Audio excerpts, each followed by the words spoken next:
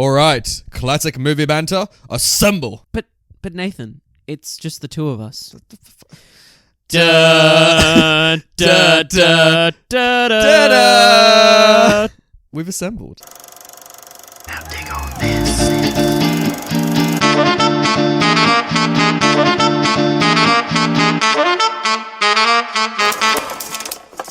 Welcome to Classic Movie Banter. You know that show where me, that dude Brenton, and Nathan, that other guy, we talk about films that are 20 years or older. 20 years. And we tell you, scallywags, whether they're still worth watching today or whether they're worth blasting into a DeLorean and sending them all the way back to the last decade. I love it, Brenton. I love it because that's exactly what we're not doing today. That's exactly what we're not doing today. We are not talking about movies that are 20 years or older. We're talking films that are 1 year or older, you know? Like, yeah. Because opposite direction.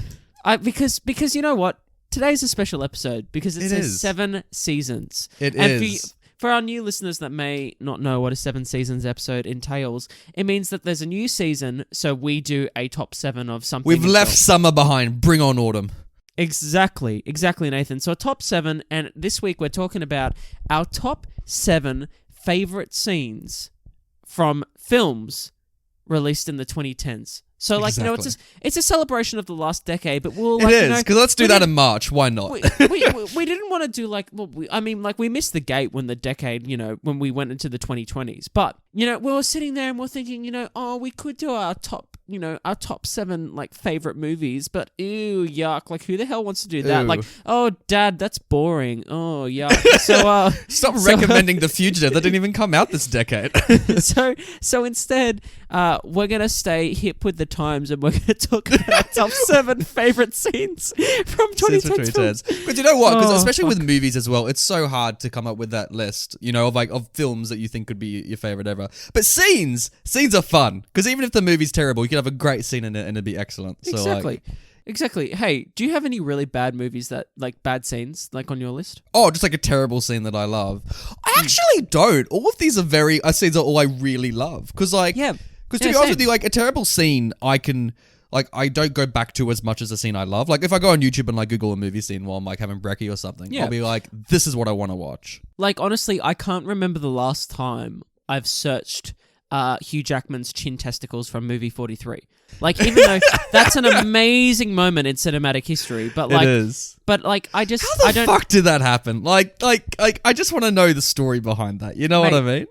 All I'll say is that that's probably an episode in itself. So, oh god, that is that movie alone. Oh, but you know what? Like, okay, would Les Miserables the movie be improved if Jean Valjean had the testicle chin? Absolutely. 2, 4, 6, 1. And they just kind of wobble every time he's got some vibrato going, you know, like.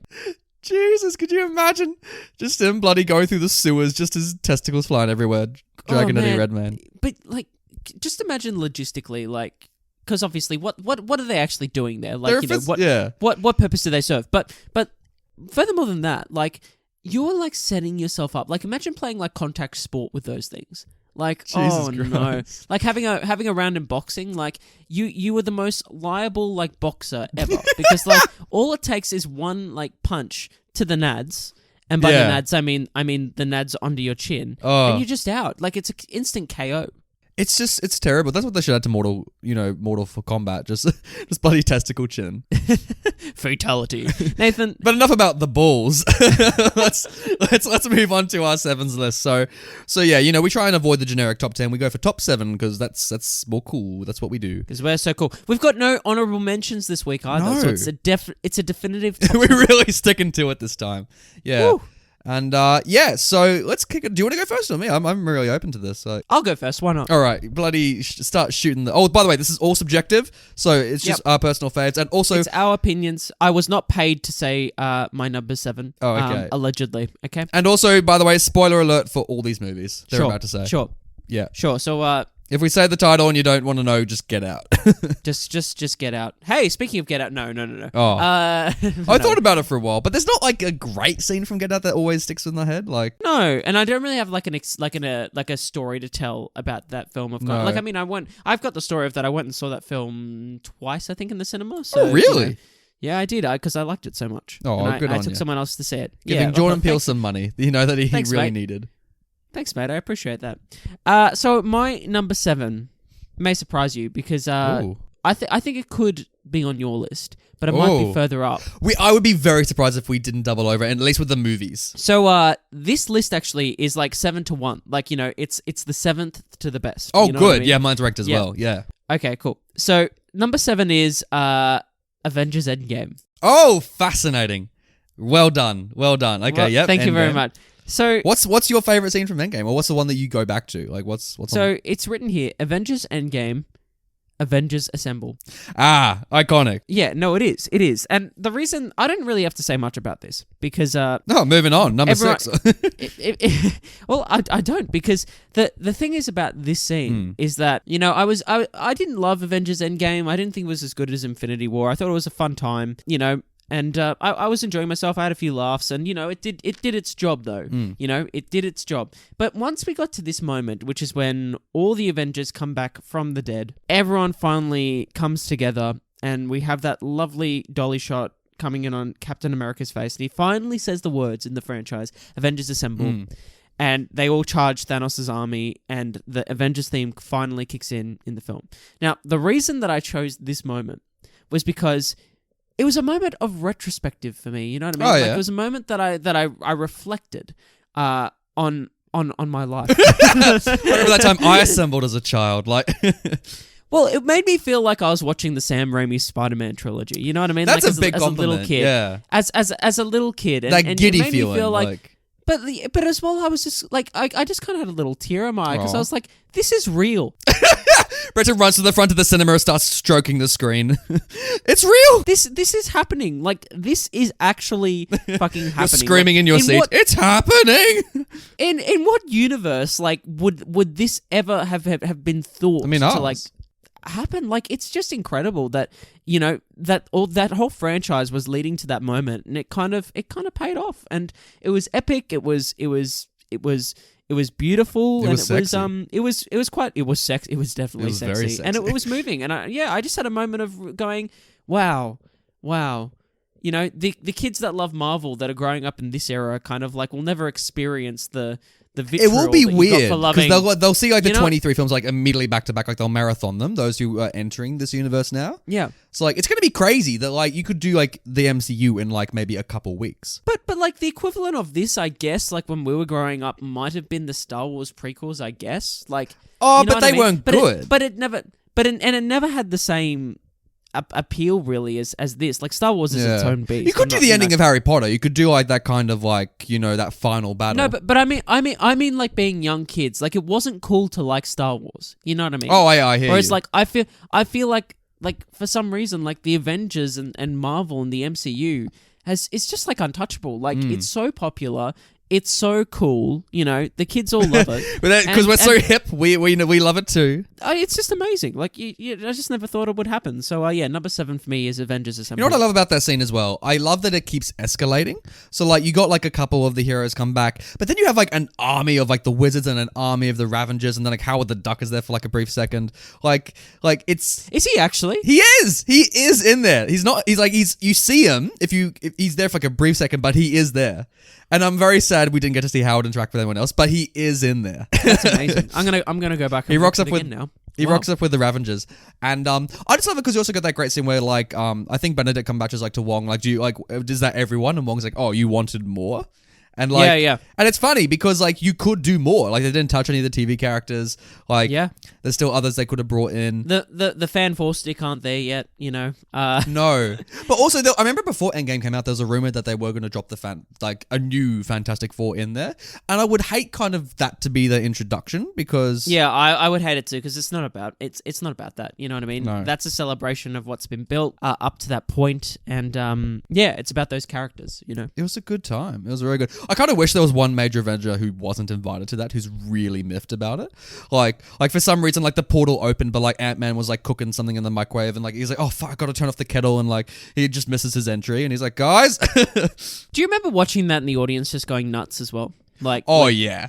Like the crowd was going crazy. Like not only like when all the Avengers started coming back, like when Black Panther came through, obviously, like because he was that first silhouette of him rocking up, and Tom Holland like fucking web slinging through the portal and coming through, and the audience like coming. It was like going nuts because you could tell with the character because like Mantis is the first one to step through that, and you're like, oh yeah, Mantis, yeah. But then like every other one comes through, and then like Star-Lord comes through, and you're like, oh man, the Guardians, how cool, and then you just see the. I was angry when I saw Star-Lord though, because I'm like, you fucking started this, like you like they had Thanos, and you still punched him in the face, you idiot. Oh. Nathan, let's take a brief break just to talk about what we're sipping today. What are we drinking? What are you drinking at the moment? I forgot to say this at the start. I'm extremely hungover, so I'm having water.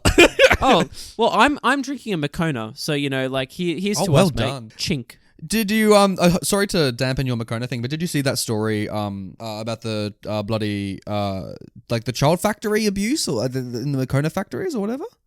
No, I didn't. So George Clooney's been the face of Makona for like years. He has been. Yeah. And like and recently it came to light that like the wherever they make Makona, like there was like some real I'm googling it at the moment, but there was some real bad. It came out like last week or something like that. Like there was some really bad working conditions for wherever they're made, and so people started going up to George Clooney, going, "Oi, like what's going on with Makona?" And he's like, "Ooh," and you could tell he had millions on the line depending on what he said, and he's like, oh, I'm really saddened by this, and I hope it gets better, but still drink Makona. Like, and like, thanks, George Clooney, you silver fox. Thanks, George Clooney, you silver fox. Love it. It was weird for the reporters to say that. Wait. Sorry, that's not Makona though. That's Nespresso. Oh, pardon me. Sorry, I just did a little segment sometimes where Brenton Googles stuff, and as you were saying that, I just Googled it, and it's actually Nespresso. So George Clooney saddened in italics by Nespresso linked to child labor. What a sentence! Jesus. Oh my god, that's awful. It's like really anyway, Nathan, that's your response. What's your number 7, mate? Moving on from child labor. One of my favorite scenes, my 7th favorite scene from the last decade, is from Mission Impossible Ghost Protocol, which you haven't seen from memory because you've only seen Fallout. Yeah. I think it was Fallout. I saw the most recent one. I saw. Yeah. But if you've heard of Ghost Protocol, it's the 4th one in the Mission Impossible franchise, and the number 1 scene in that movie easily is in Dubai, where Tom Cruise is bloody climbing the what's it called, the Burj Arab or whatever, like the Burj Khalifa. Burj Khalifa. Burj Khalifa. Yeah, no, it's Wiz Khalifa. He's just clubbing him, but like it's Tom Cruise, and it's a great scene. It's probably still the best scene in a Mission Impossible film, and you can't really spoil it because it's just Tom Cruise like climbing about on the outside of the tallest building in the world. But what makes it really good, and what I think Brad Bird did geniusly, is that he really established the stakes of the technology. Because Simon Pegg goes up to like Tom Cruise, is like, "Hey man, here are some magic gloves, and they'll make you stick to a wall." And Tom Cruise is like, "Great, I love frogs. I'll be one." And so he jumps out the building and he starts like bloody climbing up the walls. And then the classic thing, the gloves lose power. And so eventually, like, Tom Cruise has to, like, bloody, like, free solo it and just, like, bloody try and do that on a building made of glass. And it's great because, like, as he's doing this, Jeremy Renner's, like, in, like, one of the apartments, like, just trying to carry out the mission. And Tom Cruise is, like, falling and like, the tension's so strong. And Jeremy Renner's, like, sweating bullets, like, fuck, the mission's going to be, like, ruined and all that. And there's, like, 5 things going on. And it's incredible. Like, amazing. It's Sounds so good. I really want to watch these films, dude. Like I can't wait to start watching the Mission Impossibles. Well, we got a Mission Impossible anniversary coming up soon. I know. So, spoiler alert. Maybe we'll start on the show. Who knows? To watch this space listeners. I know, but they don't know. So Nathan, speaking of Mission Impossible and world events such as George Clooney saddened by Nespresso linked to child labor, did you see that because of the corona? And no, I don't mean like a nice corona. Yes. I mean the COVID-19, as it were. I mean the virus. That because it's hit Italy recently, that filming for the next Mission Impossible has been postponed. Yeah, I did see that. Which sucks because obviously people are ill. That's the number one thing that sucks. But also what sucks is that they had bloody Hayley Atwell sign on for those movies, and I love her. Really? Yeah. Right. Like not just as an actress, I just love her. Like she's still single. Call me. But at the end of the day, seeing her in those movies, what a great addition. I'm keen. I think they're bringing back Vanessa Kirby as well. I think they're all coming back. So, like, it's going to be a good time. That's exciting. That's truly exciting. Yeah, Hayley Atwell, good on you. Good on you.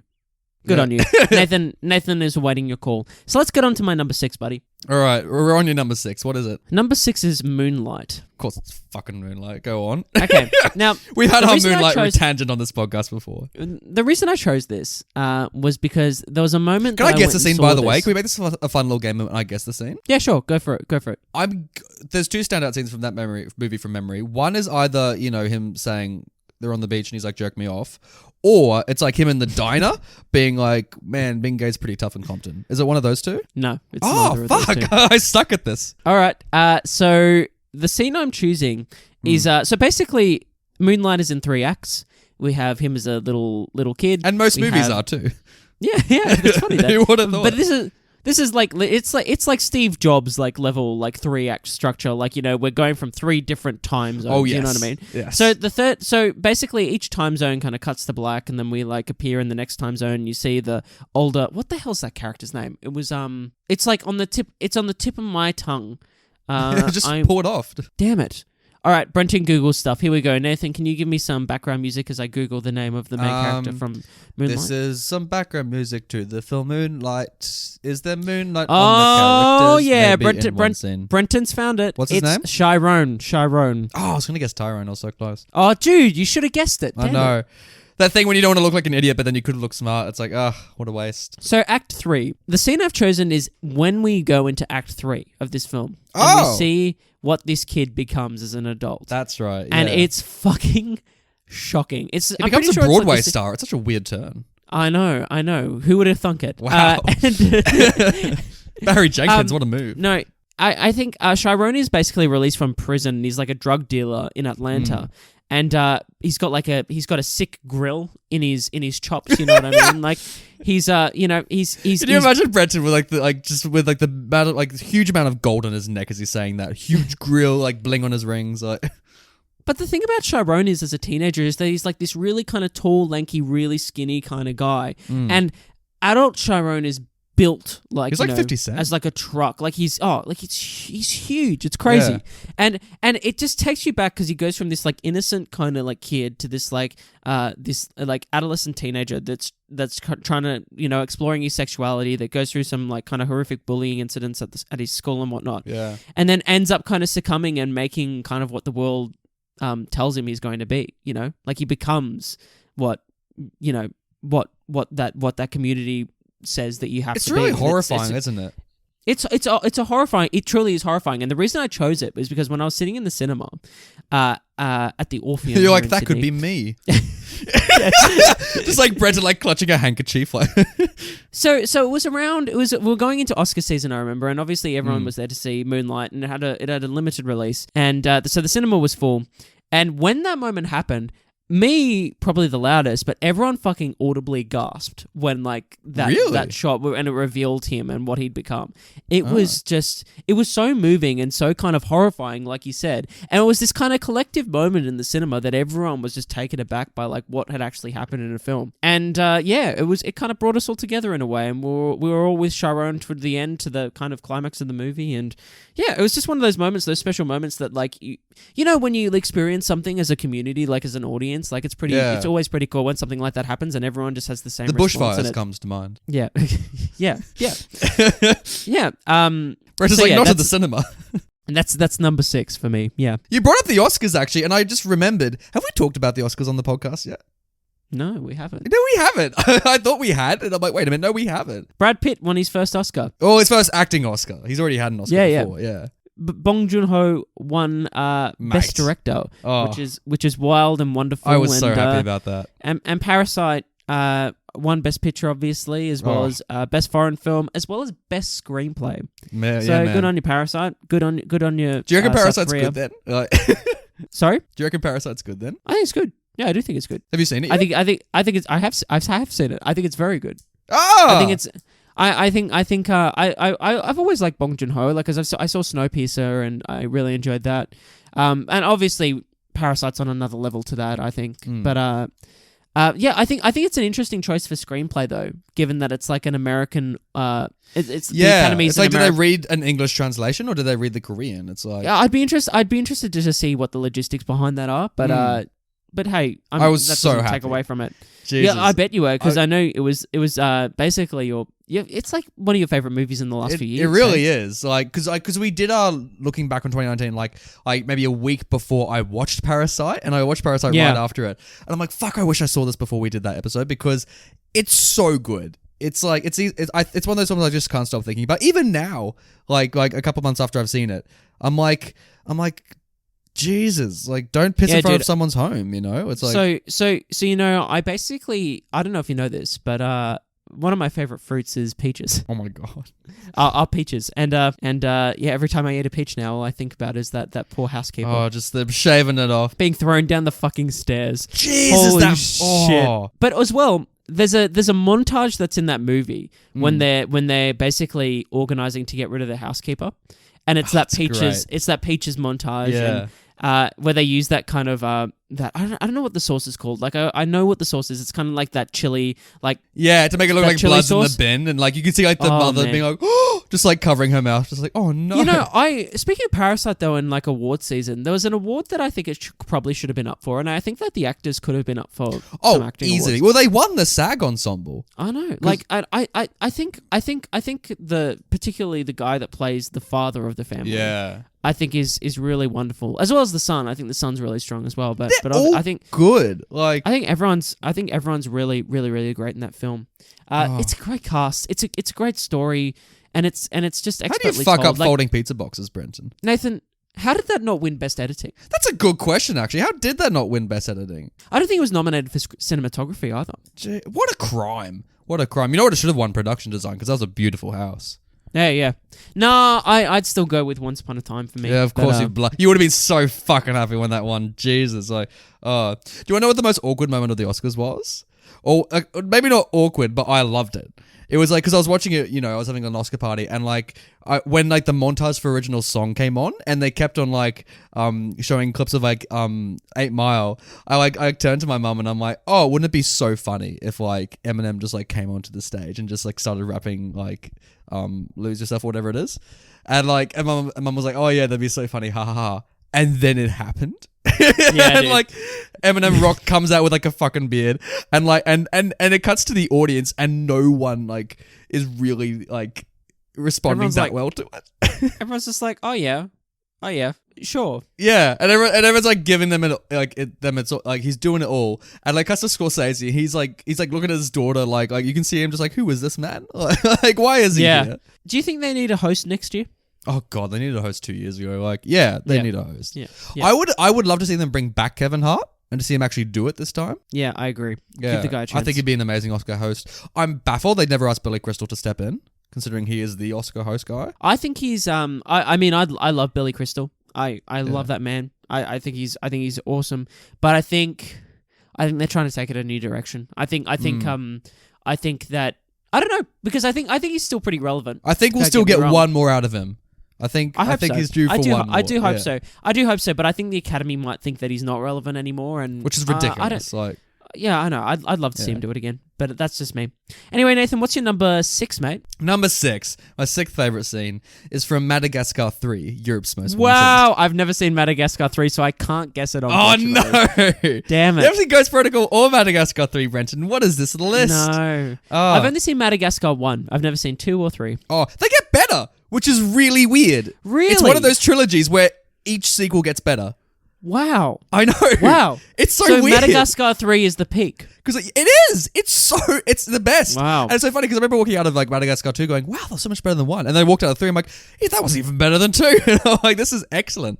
And it ends... Who is your favorite character in the Madagascar franchise? Oh, easily it's Chris Rock. Like it has to be Chris Rock. I like Ben Stiller as Alex, but like, you know, and I have a soft spot for Gloria and Marvin, but no, it's Marvin. It's bloody the zebra. What's the zebra's name again? I can't remember. I remember all the other names except the zebra's name. Wow, you just remembered all the other characters except your favorite character. I know, which from is the so franchise. funny. Well, wait. We're going to Google it. God. Everyone. Here we go. Madagascar. Oh wait, no, not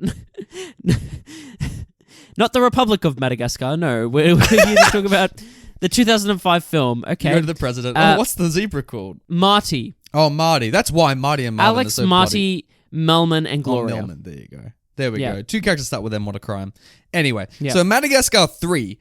Spoiler alert for this movie. If you were going to see it, you would have seen it like 9 years ago when it came out or whatever. So in Madagascar 3, they're in Europe, so they're still trying to go back to New York. And wait, weren't they trying to go to Africa in the second one? Yeah, they got to Africa. They finally got there, and they're like, but aren't they like wild animals by the end of that one? Not really. They're still city. They're a metaphor for New Yorkers. You know, they've always got to be in the city. You know, they want that city life. They make jokes about the subway. I don't know. So like the second one, they get to Africa and they're like, oh, this is pretty fun. Alex meets his dad, and he's like, no, you must lead the pride. And Alex is like, but you have shit coffee here. I want to go back to New York. So they like, fuck it. At the start of 3, they're like, let's go to New York via Europe, because, you know, it's the most natural route you can go to New York. So they go to Monaco, and the best chase scene, I would argue, that is maybe in a movie from the last decade, is from Madagascar 3. Cool. And it's where Francis McDormand voices a French cop who hunts down wild animals, and the penguins like get this van and they deck it with like a jet engine, and they like drive around Monaco trying to like outrun this like lady.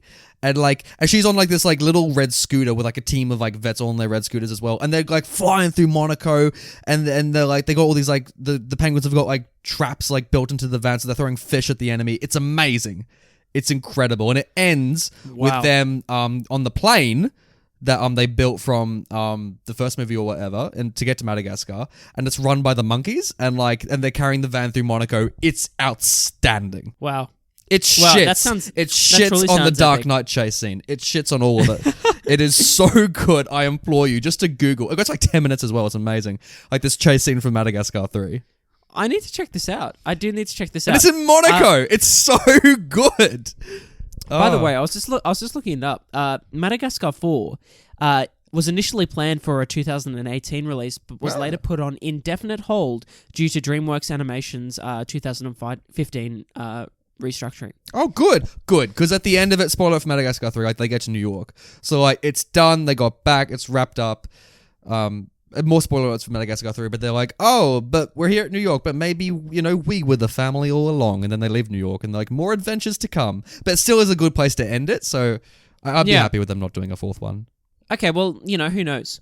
But if it happens, hey, let's hope it's good. Let's hope it goes up another rung. Let's go. It's so good! Nathan, that's awesome. So I'm going to go into my number 5, and it's great that you brought up an animation, because my number 5 is also an animation, but is from Walt Disney Studios, and it is Zootopia. Oh, mate, what a banger of a movie. Nathan, can you guess what the scene is that I'm about to talk about? Oh yeah, that's right. I guess you haven't guessed my ones because you haven't seen them yet. There's so many scenes in this film that I think could be up there. The best. There's a lot of good gags. I think it's a scene though. I really do love the mafia wedding. Like when she first meets the Godfather boss, and he's like, "You get this, you be my daughter," and like there's like to the polar bears, ice him. Yeah, and he's I like love that skunk scene. bug rug. Yeah. It's great. That is not the scene that I've chosen. It was between two. It was between like a funny scene and a heartwarming scene. And I went with heartwarming because there'll be some humor maybe later on. There might be some humor later on. So actually no. I could go with the funny, but no, I'll stick with the one. The scene that really got me in this movie, that kind of took it to this first scene in this film that took it to the next level. Because Zootopia is great. I think it's so like, honestly, it's one of my favorite films. It might be the best animated film from the last decade. I think so. Probably. I mean, Spider-Verse is pretty up there as well. Yeah, Spider-Verse is up there. I haven't seen the How to Train Your Dragons, which I hear are awesome. I've seen all of them. Oh, they're really excellent, but I don't think they're not that close to Zootopia. I hate Frozen, so that's fine. Right before we recorded this today, I made Brenton watch a scene from Frozen 2 where Olaf is recapping the first Frozen, and I think it's the best. It was actually better than the first Frozen, that scene of him recapping it. It's great. It's so good. It's on YouTube. Go watch it, listeners. So, Zootopia, I'm going to go with the scene where we have the flashback to Nick. It's like Nick Wilde's like backstory. You know what I mean? They're on that little elevator thing that's going through the jungle. They've just had the run-in with that. That's right. Yeah. It was a panther, I think, and he basically saves Judy Hopps from the police basically, and he gets them more time to finish to solve the case.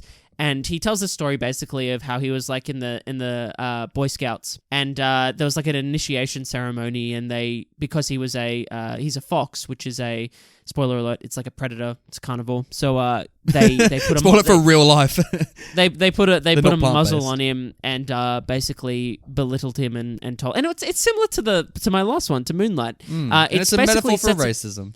And it sets him on the path to basically become what the world makes him, and it's a sad scene because you kind of see his integrity as a little kid, and just kind of he's like that Han Solo, he's got a heart of gold, but his exterior is kind of hardened because of he's had to, because he's a survivor. I would not die a monster. And it was a great moment, and I remember I was sitting in the cinema. It was me and a bunch of kids.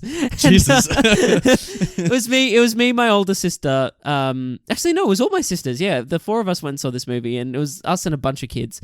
And I looked around the cinema, and it was really like hitting the kids. Like it was really like they were all kind of like tearing up. Like it was really kind of like not the special. Fox. He's got a tie. Yeah, like they it was kind of really hitting home the message of that moment, and that film escalates and it becomes something else. And there's more themes that come up in that movie that are quite adult, really. And it was a great moment. Look at all these themes. Look at that one. It was a moment that treated the kids like they were adults, and the kids were still getting it because it was still a kids' movie. It was still fun, but it was still exploring interesting themes.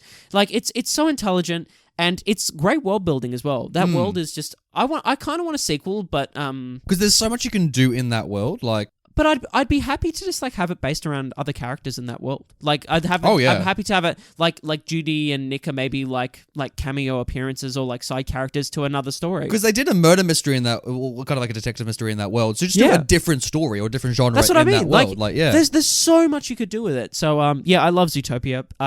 I watch it. I've watched it basically every year since it came out because... well done. You're using your Disney Plus well.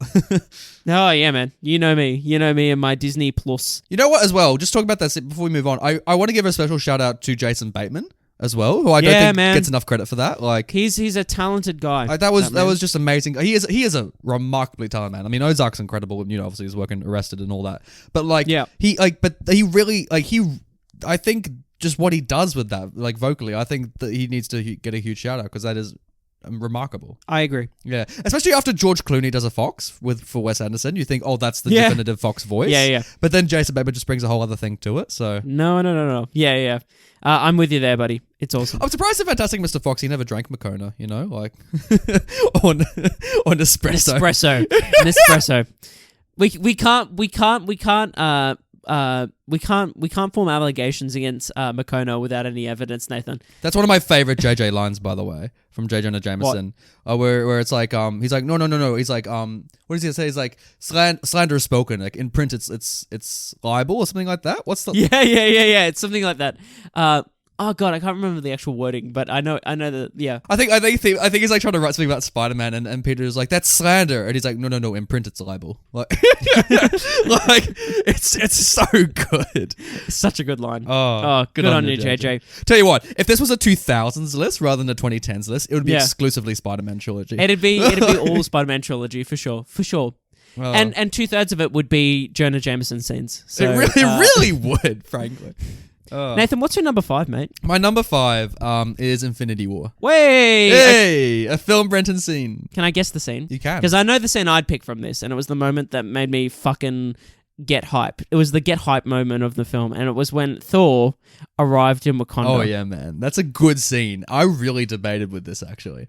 Also, just pick a scene from Infinity War is like impossible. And I was... Mate, I gotta say, Thor's my favorite Avenger. He is by far my favorite Avenger. Yeah. Also, I would argue more of a protagonist to the MCU than Iron Man.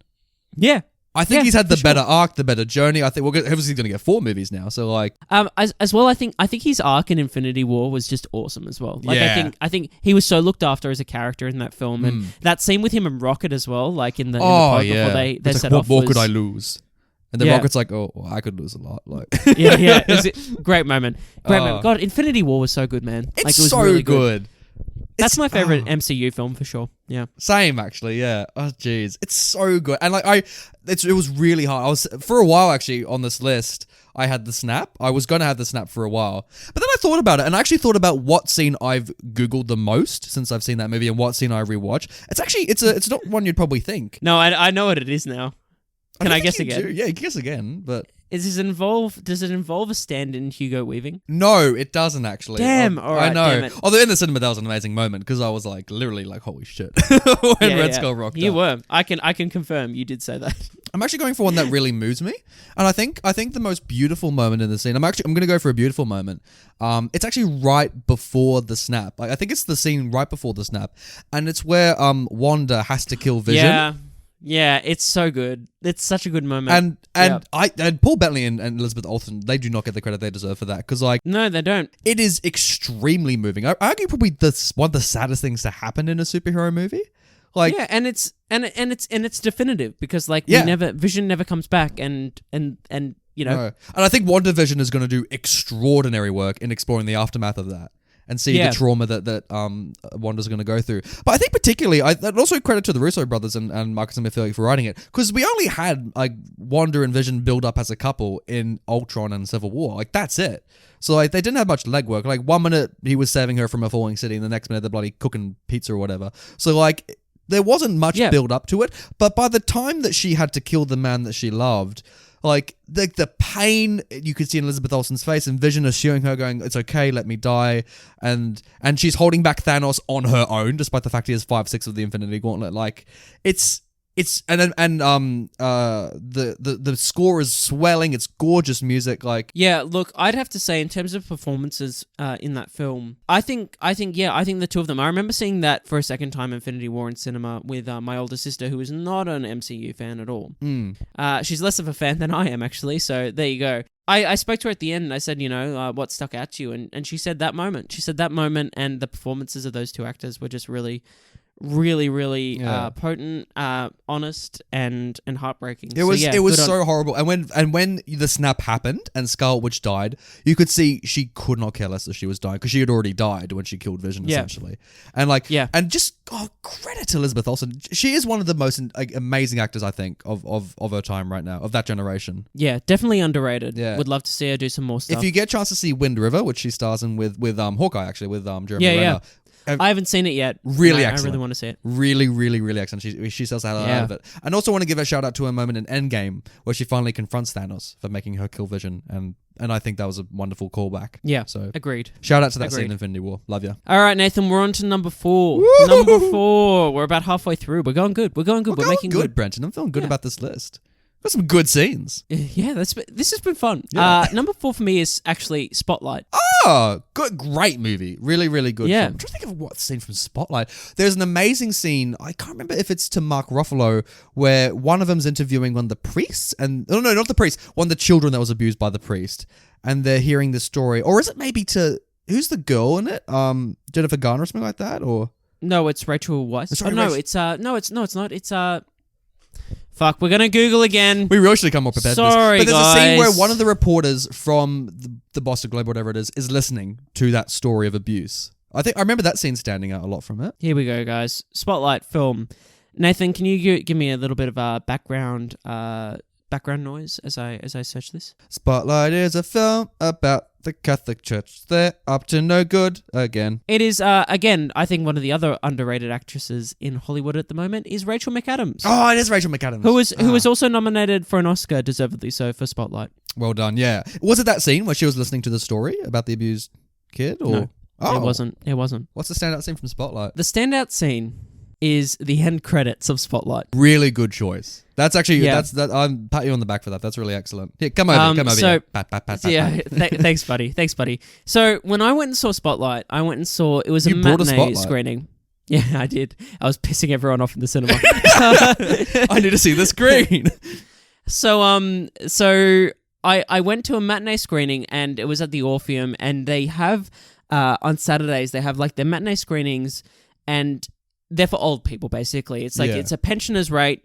Pretty much. That's why you were there. Yeah, basically. If you're a pensioner, you can go in and I think there's like a breakfast deal or something, and you can get some champagne or something. And Man, go that's in. great. Shout out to the Orpheum. It's great, and it's really the Orpheum's great like that. They do a bunch of really great deals, and so like it was all pensioners and me, and I don't. I love the Orpheum. It's my favorite cinema. But I went in. I don't get to get the pensioner deal, obviously, but I go in and everyone's there. Brenton puts on his like old man makeup and like, maybe this time I'll get away with it. and I'm sitting there, and I'm enjoying the film. It was a great movie. And at the end of the spotlight, basically the last shot is the morning that the story releases, and the phones are just ringing in of more and more victims as they call to tell the stories to the Boston Globe. And then it cuts to black, and we have one of those, in any biopic, you have those. This is what Johnny Cash went on to do, and this is when him and June died, or whatever the fuck. Anyway, at the end of the film, basically, it says a bit about the Boston Globe, about the how widespread obviously that story was and how widespread the problem was, and then it does basically a list of these are the cities in which priests have been found that have been found to be guilty of basically molesting children. Yeah, and it lists. It's this huge list that it just so goes through, long. and it's so long, and it's from literally like all these countries around the world, including Australia. Yeah. Including, I think it was... I think most of the major cities, like Brisbane and Sydney and Melbourne. Most of the cities. And I'm sitting in there with these old folk who are there on a Saturday morning that are watching this movie. And, it's quite emotional because the film itself, it doesn't have a lot of... It's like that's the moment that I think it's meant to hit you, is in that that end credits. It's like designed in a way that like you go through the film, like obviously you're following this story, you're getting like... It's a great film that like really depicts journalism, like what journalism is like as well. Like I think a lot better the reality than the Post, of that. frankly. No, I agree. I totally agree. It's not dramatic for the sake of it. It's just they have to fucking follow this story, and I was really happy when it won Best Picture as well. It really deserved it. I was too. I was, because I think the option was The Revenant was the front runner that year or something, like that, and I like The Revenant, but I think Spotlight was a great choice. Anyway. When it came up with those cities and it came up how widespread the problem was, as we've known for like many years. Yeah, everyone's the fact that as it hits you in that moment, and just being there with those old people and seeing how it fucking hit these people in the audience. And again, it was that. What did they do? Were they weeping, or were they just like gasp? One of them's got like one of those like cross necklaces and like, like yeah, literally, and it was such kind of like a special moment, and it really hit home.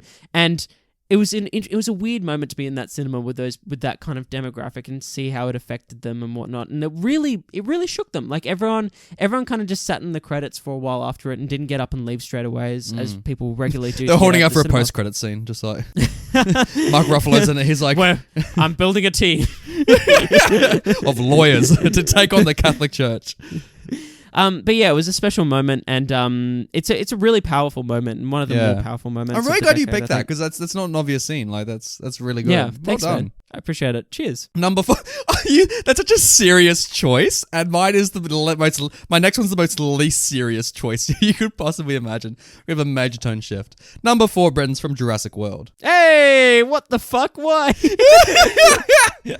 Oh, God. What the hell is it going to be? What's my favorite scene from Jurassic World? It's not like the final confrontation, is it? It's in the final confrontation. Is it when the T-Rex is finally released on screen and the T-Rex comes out for the first time? Not that moment, a little bit after it. Is it when the Liopleurodon like leaps out of the water and fucking gets the Indominus Rex and drags it into the water? Absolutely, Brenton. 100%. It's easily, and it's my 4th favorite scene from the last decade. And I love it. I love it because also, like, watching those movies. Have you seen all the Jurassics? No, I've only seen Jurassic World. Oh, right. Oh, and one for the podcast. And Jurassic Park and Lost World as well. Oh, there you go. Well, that's... I love Lost World. Good on it. Oh, yeah. Oh, you haven't seen Jurassic Park 3, mate? No. Have you seen that clip of like the Velociraptor on the plane going, Alan? I've seen that. I've seen all the clips from that movie. Like I know exactly how that movie begins. That's all you need. I know what the middle is, I know what the ending is, and I know like all the clips from it. I know that Velociraptor is amazing. I want it to come back for Jurassic World Dominion. I really want it to. Alan. They bring back like, bloody Sam Neill. Sam Neill and all that. But then it's like the Velociraptor going, Alan. And he's like, what? I want that Velociraptor to be like Finn from Rise of Skywalker, where he just keeps going Ray. Like, Ray! That Velociraptor's like, Alan! And he's like, shut up. I'm trying to take care of this. Anyway. It's like Alan, and then Alan just gets in a fucking like TIE fighter and just fucking flies away from all of his friends. Like, just like I would love it if Jurassic World Dominion is just a blatant copy of Rise of Skywalker. Like for some reason, like Palpatine's in it, but he's got a dinosaur army. Oh God! By the way, mate, it was about a couple. I think it was a couple weeks ago that there was a major storm in Sydney, and there was a lot of like lightning and shit. And there was like a huge thunder lightning storm, and I saw this GIF that came up that was like, huge lightning storm hit Sydney. The cause ? Palpatine, and then it was just showing, and it was literally was it the scene like from that Rise scene, of Skywalker? Like... Yeah, exactly. When he like goes, and it's like that lightning just like hits the fucking starships in the sky. Jesus, that was such a stupid scene. Anyway, continue. Anyway, Jurassic World. I love it because like we haven't seen the water dinosaurs, which are easily the most badass dinosaurs that ever existed. Like they're so cool, man. And genuinely frightening. If you saw that in the water, like they are like horrifying, Mate, I know exactly what you mean. Jeez. And like, so to see that thing just take out the Indominus Rex, like in just one foul swoop. And it's so funny because he eats it. It gets dragged under the water. And then it kind of cuts to like Bryce Dallas Howard, like Chris Pratt, and the T-Rex all just kind of standing there going, oh. like every major character, including a fucking T-Rex from the original movie, are all just kind of standing there vacantly going like, oh, okay. It's like, that's how that ended. And then they all kind of awkwardly just walk off, like in opposite directions. I know. That was kind of a weird moment. But what's funny about that is, now I think about it, is that the Indominus Rex was like made to bring more excitement to the park. And the most exciting thing in that park is still that fucking water dinosaur. Like, yeah! Like, that thing takes out the Indominus Rex. I love that sequence easily. as well, where they all got the little like raincoats on as it like leaps out of the water and they all get splashed. Like, dude, imagine like going to like like it'd be SeaWorld amazing. and seeing that. You know what I mean? Like, it'd be incredible. Well, it's funny because I went to the real Jurassic Park in Orlando Studios, like where they've and like even that's not even with real dinosaurs, but even that's still really cool because they got like animatronics and all that. Yeah, they're not real. I mean, officially they're not real, but a man can dream, Brenton. But it's great. And also one of the rides is like you go on this like water kind of boat ride, but you go through like the laboratory and all that, and you see like the arms ripped off and like, oh, the animal's on the loose. And you get sprayed with water and all that kind of stuff, and it's great. It's like, make a real Jurassic Park, Brenton. That's what I'm saying. Nathan, I don't think you've learnt the lessons of these films. I don't think. Oh, that's right. I don't think you've realised what these films are actually about. Like, oh, man shouldn't mess with DNA. That's one of the best lines, by the way, from the original Jurassic Park. It's like where they're in the car, and like Jeff Goldblum's like, God makes man, man makes dinosaur, dinosaur eats man, and then like it cuts to like bloody Laura Dern, and she's like, women rule the earth.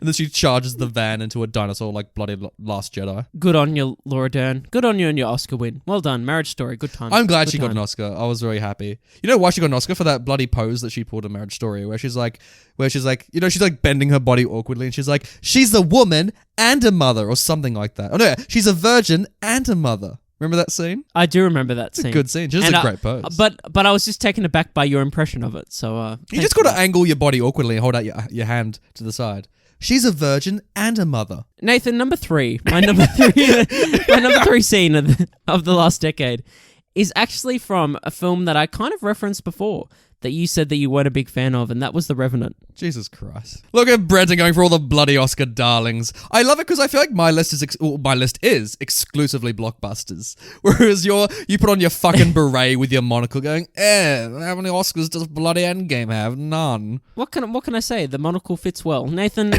what scene do you think I'm going to pick? Oh, from bloody Revenant? I mean, I mean any scene with the bear, essentially. I do kind of like it when Leo has to sleep on the horse. That's a good scene. Oh, probably that first attack from the indigenous Americans. Nathan, it's none of those scenes. Oh, what? I'm so off the ball right now. I got to get back on. The bear scene's pretty special, and that opening scene is awesome as well. And sleeping in the horse is obviously classic. But Nathan, the scene that I'm going to pick from The Revenant, for a reason that I'll get into, is it Tom Hardy reprising the role of Bane? Kind of. It's their last confrontation. between Leo and Tom Hardy. That's right. The knife / hatchet fight. Yes. Great scene. In the snow. Holy fuck, man. So for me, before this scene, the best knife scene, the best hand-to-hand combat scene I'd ever seen, there's two others that come close to this.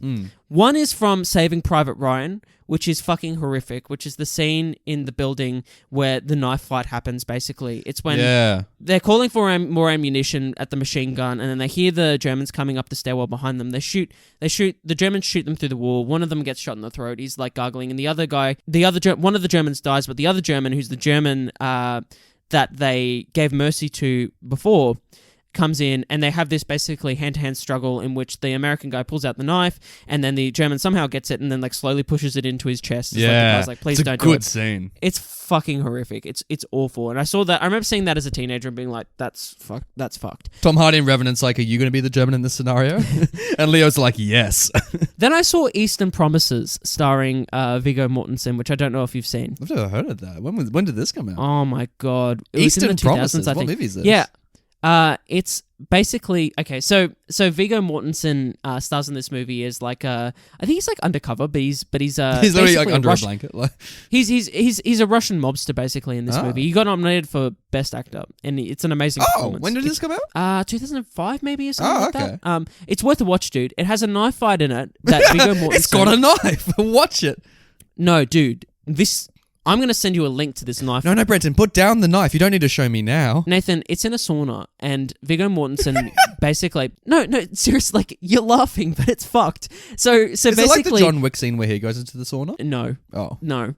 So these two mobsters are basically trying to make a hit on Viggo, and he realizes he's got his towel on, and he starts to defend himself. He's got no weapons or anything, and he wins this fight, but it's fucked. He's fighting in naked. He's naked during this fight scene. You see his dick during the fight? Yeah, you see, and so he takes out these two guys, and it's fucking with horrific. his dick. It's he gets slashed across everything, and he's but he manages to take these two guys out. I'll send you a clip of it. It's fucked. Then there's the Revenant, which this is but the actual scene that still tops those. I don't know if it necessarily tops them, but it's in the same caliber, mate. This was fucking bloody. This was fucking full on. This was everything. When Tom Hardy the bear got off easy. lost his two fingers to the hatchet, when you see it, there's a shot there where he's basically he's lost his breath and he's trying to get away, and then Leo just fucking swings his hatchet over and it just takes his bottom two fingers off or whatever, and then he's like, oh, for fucking Christ's sake. Basically, that's Tom a good Tom Hardy impression. Everyone was just like, holy shit, someone literally said that in the I saw this in VMAX, I want to say, and some guy was like, holy shit, it was Tom Hardy in the audience just getting flashbacks. Holy shit. Mate. But everyone was just on the edge of their seat. It was bloody, it was gruesome. You felt each moment of this fight, and it was fucking awful, but it was fucking amazing, and I couldn't take my eyes off the screen. I was like, holy shit, dude. And it's a hell of a fight scene, and that's why it's on the list. Amazing. I'm so happy about that, Brenton. It's great. I love it. I love The Revenant. It's really good. Makes me want to go back to the snow. Thanks, man. And see some bears. Nathan, what's your number 3? Number 3 for me, it would be egregious if I didn't give a shout out to my favorite franchise.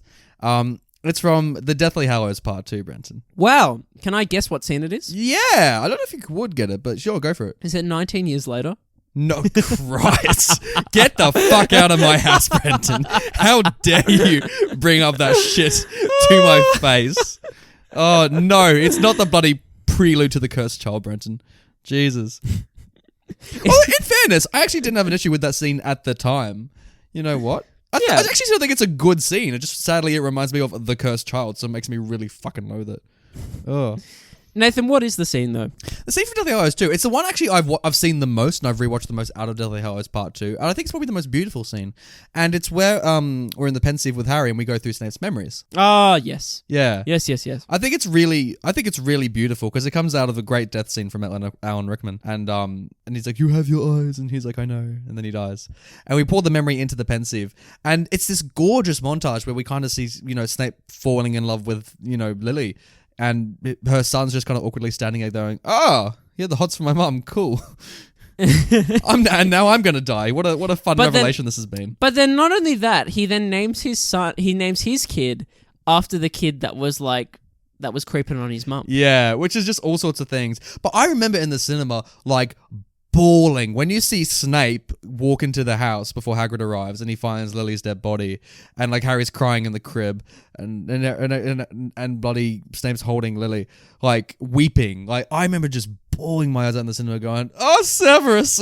Like, oh, it's a powerful moment, and it's kind of the reason. Really, it's the reason that Alan Rickman was cast in that role. You know what I mean? To deliver that, because and he nailed it, especially when he meets Dumbledore on the cliff. And and he's like, and Dumbledore's like, they're dead, and Alan does this very interesting performance where he's like, and he's like, you're supposed to protect him, and he can barely speak, and he's just kind of mumbling his words, and I love it. But it's I agree. And also, what an arc for Snape to go on. It's because imagine if you didn't read the books and you're going into Deathly Hallows knowing nothing. Like, what a payoff. You know what I mean? Totally. Like, to see that, because you remember how camp Alan Rickman is at the start of that franchise, and like how he plays Snape as such a, like a, you know? Yeah, I agree. It's truly an arc, and Alan Rickman, one of the greats. What more is there to be said, really? Like, it's a great moment, and it's like, I know it's like one of my favorite moments in that whole franchise, and he's kind of one of the characters of the franchise in that sense. Like, he you know, like, it's such a cool story, and Harry walks out and he's like, cool story. No, but it's one of those moments in that film for me, because I don't love Deathly Hallows Part 2, but it's one of the moments that live up to the promise of it. So it completely sells in it. The score for, I think it's Andre Desplat who wrote that movie, like, is beautiful, as like the on like under the tree and like the leaves are swirling and all that, like, and you see like Child Petunia being like, get the fuck away from my sister, and he's like, haha, you don't know magic. Like, it's just amazing. Like, it I just shout out to Alan Rickman. I miss him dearly, and I'm like, mate, you nailed it on the head there. Well done, Nathan. Great pick, mate. Great pick. Much appreciated. I was gonna say great meme for a second. I'm like, is there a meme in there? Like, probably. Nathan, I'm gonna talk about my number 2 scene at the moment, and it's from Arrival. Oh, Jesus God! You're really bloody soaking up the Oscars on this, aren't you? Like, well, they're all good movies. Is it soaking up the Oscars? Like Arrival's a good movie. It's a good movie. Is it? Nathan, is it the scene where she realizes it's all time travel and she's talking to the president of China or whatever? Like, and Amy Adams is like, that's ooh. You got it right. Oh, actually, you got it. So it's that scene. It's like, I call it the Arrival climax. Basically, it's the climax of the film when basically everything comes together. Yeah. And it's a montage, basically, like connecting a bunch of different timelines, both future, past, and present. And it's this kind of beautiful moment where you kind of find out what the film's about. And I remember sitting in the cinema, which was granted, this isn't one of those stories I'm going to tell where it's like, and the whole cinema went, oh, like, because it was like basically just me in the cinema when I went and saw Arrival. Yeah, both times. I saw this movie twice, and it was like basically me both times. But yeah, poor man, Denis like, Villeneuve. When will he ever make money? I love this movie, dude. I love it so much. But like, the climax of this movie is just so special. It's probably like, I don't know if it's the most like emotional I was like during like a scene from a movie this year, but it was the most affecting, and I thought it was just like, it was such like a, what's the word? It had so much gravitas, this moment, I thought, in the film, and it really raised it. Like, as I was enjoying it, I thought it was really, really good, and this was the moment that it really connected with me, and so that's why I picked it. It's kind of a personal pick for me, and that's why I've kind of left it at number 2, but I mean, it is a personal list. Like, I love the revelation. I find Arrival okay. Like, I liked it at the time, but it's one of those films I keep thinking about. I love the production design. You don't keep thinking about, sorry? Yeah, I just don't keep thinking about it. Like, I love the twist, but like, I'm very curious when you know the twist. Does it, because I haven't rewatched it, like, does it make it richer going back, going, oh, here's all the signs that it was time travel? Oh, absolutely. I think so. Absolutely. I think every time I watch that movie, I kind of get something new out of it, you know? So, I really, I think it's still criminal that Amy Adams hasn't won an Oscar, and she should have won it for that, frankly. Oh, it's ridiculous. She should have been nominated for it at least. Yeah.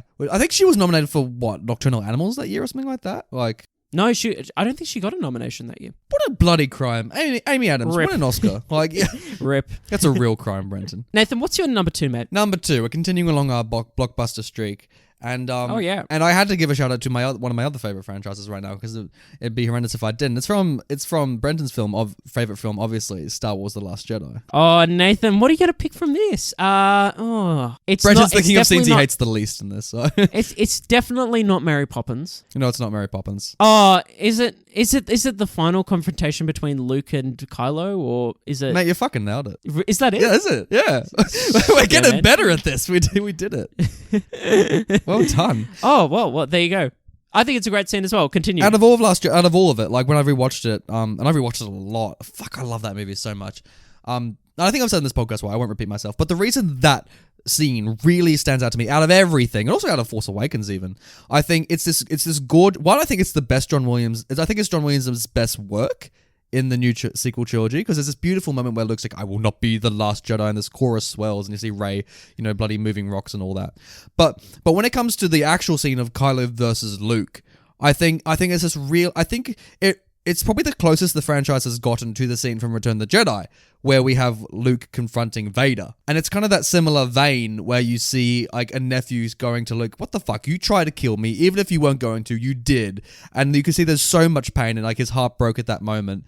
And you see all that projected onto Mark Hamill, and Mark Hamill's like, and you can see Mark Hamill's like, oh, yeah, I did do that. And you can see he's been like rattling with that since. I think it's this gorgeous exercise in acting. And also all of it's underpinned by this amazing twist that Luke isn't physically there. And every time I rewatch it, I just keep thinking to myself how much of an idiot I was that I didn't call it in the moment, because there's so many signs. Dude, I actually did call it in the moment. Oh, did you? That's what's funny. Yeah, because as soon as he pulled out Anakin's fucking lightsaber, that's like the blue classic, like the famous blue lightsaber, I was like, why the fuck doesn't he have his green lightsaber? And then I was like, oh, he's not there. I was like, that lightsaber was literally destroyed like 3 scenes ago. So, Yeah. Yeah, I remember like being like, why is it blue? Why is it that lightsaber? Oh, right. He's but not also, there. like, yeah. his like facial hair's different. He looks younger. Yeah. Yeah. But I agree with you, dude. Like Mark Hamill in that scene, man. It's so Luke Skywalker. I can't even tell you. It's so good. Yeah, and it's the return of that classic Luke Skywalker in that moment. Yeah, although dude. It's a weird like Han Solo line where it's like, "See you around, kiddo." It's like it's very Harrison Ford. Like, yeah, totally. But I kind of like that. Yeah, I kind of like that he's an old. I like that he's like an old grandpa. I kind of like that. He's like, "See you around, kid." And like when Adam Driver's like shooting him with all like the weapons, and like he's kind of dusting it off his shoulder. Like it's great. And also shout out to Adam Driver, who's just giving every ounce of his energy in that scene. Like, and you can see the malice and yeah, dude, I love that scene. I think it is probably my favorite scene from fucking Last Jedi as well, for sure. It's awesome. Mark Hamill, man, great work. Great work. You know what I did recently? I read the Colin Trevorrow script for episode 9. Oh, really? Yeah, I read the whole thing. Because I was so heartbroken by Rise of Skywalker, so I'm like, okay, what was he gonna do? Yeah. Oh boy, is it an interesting script. I would recommend reading it, because it is bonkers. Like, it is batshit crazy. I think there are better ideas, and I think there's a better story in Colin Trevorrow's one, but it is equally as flawed as Rise of Skywalker. Do you think Disney read that? Like, do you think Bob Iger read that? Do you think they read it, and do you think they just went, you know what? Probably no. No. And it's have you heard anything about the script? No, I've heard like the basic outline of like that. It's like basically like rebels in like this weird city. Like it's like a they go back to Coruscant city. Yeah. But and it's like the people rise or something. It's like Les Mis, but Star Wars. It's essentially like they literally do Les Mis, like to the flag. Like it's exactly that. It's amazing. There's a scene where BB-8 like murders all these people, and it's incredible. And like, there's a scene where Hux. So there's a storyline in it where General Hux is revealed that he really wants the Force, and he's like been practicing every day to try and get the Force, and he's like a wannabe Jedi. Like he just wants and he has in a glass case Mace Windu's lightsaber. What? Yeah. He's collected it somehow, and he keeps practicing with the Force, and like in the end of it, like he loses the battle at the end on Coruscant, and what he does is that because he loses the battle at the end as everything's blowing up around him, he takes it out of the case, Mace Windu's lightsaber, and he commits seppuku with it. Oh Jesus! Wow. Yeah, and it's incredible. But I bring up this script because in it you see Mark Hamill again confront Kylo Ren, and it's like as a Force ghost, it's a really good echo. Yeah, damn. Yeah.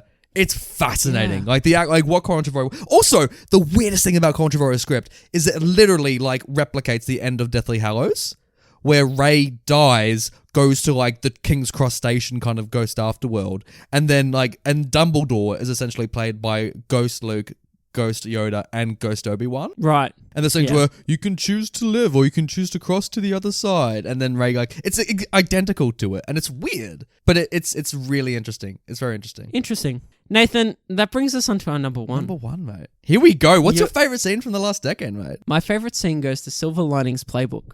Really? This is the one. You like, this is the best scene that's been done. Like, what? Yeah, man. Is it? I love Silver Linings Playbook. It's like one of my favorite movies. It's a good movie. Years, for sure. It's a good movie. Is it the scene where like Robert De Niro's like, oh, we gotta... Is it where they do the dance comp at the end? Yeah, dude. Oh, yeah, it dude, is! Nailed it. Yeah. Fucking nailed it. It's like the dance comp. It's like everything at the dance comp, basically. Yeah, because there's like three storylines that all like... Which goes to the climax when he tells her he loves her and he gives her the letter or whatever. He's still in the plastic bag. I picked this because it's fucking wholesome content, Nathan. This is like the most... This is the most... content from Classic Movie Banter. Hashtag wholesome content. This is it. Mate, oh man, I love this movie because it makes me feel good. Like, it makes me feel so good. And I love this scene because it makes me feel so good that basically they place this stupid bet based around fucking the NFL and like whether they're gonna get it. Like, I think it's like a 5 or above or whatever, like in the dance in their rating or whatever. Yeah. And it's like this specific moment when every time I watch it, it makes me laugh and just makes me smile. And it's when basically they're getting these shitty scores from the judges and like all the other dancers that are in the comp are like, right. Oh shit, like, I'm so sorry guys. Like, you know, like, oh, are you all right? And then like finally it's like their final score is like a 5.0. And like there's like that beat and like all the other dancers are like, oh, and they start like patting them on the back. And then they just do this like huge like fucking scream of like... of like exultation of just like, yeah, we fucking did it. It's good. And the family goes nuts as well. And they all run up together into the dance floor and start losing their shit. And everyone else is just like, what the fuck is going on? It's very similar to it's like the opposite of oh my god, Little Miss Sunshine. It's like the opposite of that. Yeah, exactly. It's like the equivalent of that. I love it so much, dude. I'm like a sucker for like family moments in movies, and like that's just like for me the moment. It's good, isn't it? Like it's like when I think of moments, I'm always just like. Remind you of like a Stedfords from back in the day? No, not at all. Not at all. But we did it so much. It reminds me of like the little wins in life, you know, that you have with your family that like no one else really gets. Yeah. But it's like, you know, there's moments that just make you happy. That's a good point, actually. And enjoy things. Like I just love that scene. It always just like that movie just makes me feel good when I watch it. You got me back on board, mate. I support this. Yeah, no, absolutely. Like if I think about like scenes from like if I'm picking personal scenes from the past decade, that's the one that just like every time I watch it, I'm just like, oh, that makes me you ruffle feel the good. DVD's hair, like, oh, you know, like it just makes me want to be better, and you know, like, you know, what a scene. What a wholesome, I can't really say scene. I can't really say much about it other than it's wholesome, and I think it's good. It's good. Yeah, I think it's good. I love that movie too, but yeah. My number one favorite scene, it's wholesome too, Brenton. Actually, mine's a wholesome one as well, you know? Oh, I'm so glad, dude. We're ending this episode on wholesome content, Brenton. Hashtag wholesome content. Hashtag wholesome content. So it's funny, we started this list with Avengers Endgame, and we're going to end with Avengers Endgame as well. Wow. Are you going to pick Avengers Assemble as well? No, I'm not. No, God, no. Oh, I love that moment, and it's iconic. And there's also a lot of great moments from Endgame. Is it the click? No, it's not Hulk bloody. Or is it the final scene? Yeah, well done, it is. You got it. Because I was crying a lot in this movie, but I have never cried like the volume I have that I did in this very final shot. Were you sobbing, my friend? Like open, like dirty, messy weeping. Like I was shaking. Like it's probably the most I've cried in my life, maybe. Like I'm so proud of you, dude. Like I'm so proud it was of you. embarrassing, frankly. Like because I was sitting next to this teenage girl and she's like looking across at me, going, "What the fuck are you doing?" Like because she's there with her friend, and then my other mates were on my right, and they're like, "Come on, mate, get a grip." But like get it together. And I don't know why it got to me that much, but I think I do because I wasn't expecting it. I never thought in a million years we'd see Captain America dance with Peggy. And to see that, and like to see him finally get that dance, and you understand, and this is after 10 years, and you understand the pain he's been through and all that, and to finally go back to it, and you see them waltzing, and to see the highest grossing film of all time so far end on the scene with jazz music and a slow dance as it fades into credits, I think is just. It's beautiful. It's gorgeous. Yeah, and like I agree, and it's great because they brilliantly avoided the awkwardness of that scene of Captain America just suddenly rocking up, going like, "Hey, I'm young again and I'm alive, and now we can be happy together." Because I presume if they did do that scene, it'd just probably be Peggy nodding, going, "Okay, cool. I'll kick out my husband. Let's do this and let's dance." Yeah, agreed. Yeah, it's amazing. It's so good. It makes me now want to watch Agent Carter, like that series with her, because I'm like, I need to relive this more because I love Hayley Atwell. Again, another shout out to Hayley Atwell because what a champion! What a champion! Give him a call. Give him a call, Hayley. What if Mission Impossible 7 opens with her dancing with Steve Rogers? And then Tom Cruise rocks up. I will have a lot of questions. That's what I'll say. Tom Cruise is like, we need you for Mission Impossible 7. And she's like, what? Dun, dun, dun, dun, dun. That'd be great. No, so they're waltzing and Becky puts on a record, but it's not jazz music. It's the Avengers theme. Yeah. Oh, man. Well, that's our list, dude. What a decade. What a great decade for film scenes. Oh, mate. Mate, what a good time. Thank you so much for joining me today, mate. Yeah. I always appreciate it. It's always an honor. I love seven seasons episode. Oh, it's always a good time. I feel good after this. I feel so relieved. I know. Like, I'm ready to go and enter a dance contest, and try and get a 5.0 or above. You know what I mean? Oh, mate. That's me every week, frankly. And one day I'll get there. I'll tell you what. And I'll do it in that garbage bag. To our lovely listeners, thank you so much for tuning in. Tell us what your favourite scenes are from the last decade. Because there's so many. There's so many. There are so many. Let us know on our Instagrams, on our Twitters, on our YouTube comments. On the Twitter. Send us an email if you like that. Let us know what you think. Send us a tweet. Just do it. Just do it. Do it. And I am and let us know. The Sith. I'm all the Sith. Do it.